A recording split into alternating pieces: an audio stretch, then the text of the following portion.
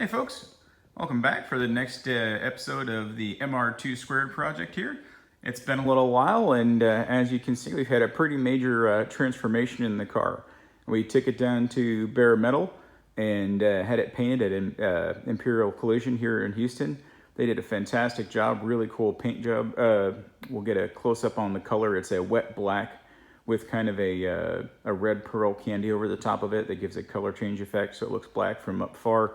But when you get close in on it, as the light starts to play across it, you can really see that red start to pop in there. So really cool effect. The whole body of the car is going to get the same color. Obviously, since it is a color change from silver, he wanted the whole car to look correct, so we had the stripped it down to a bare chassis. As you can see, we are now going back together with it. We've got the front starting to go back together, new AC condenser, got the battery in, got the mount in for the hydraulic lift assist and whatnot. And we'll take you around the car real quick. Sneak over to the side here. As you can see, we've got the cage in there. The cage is still the same black chrome powder coat on the roll hoops there, but the rear firewall has been painted, as has the interior rear boxes and whatnot. Floor we just did in primer because that's going to be getting some sound deadening.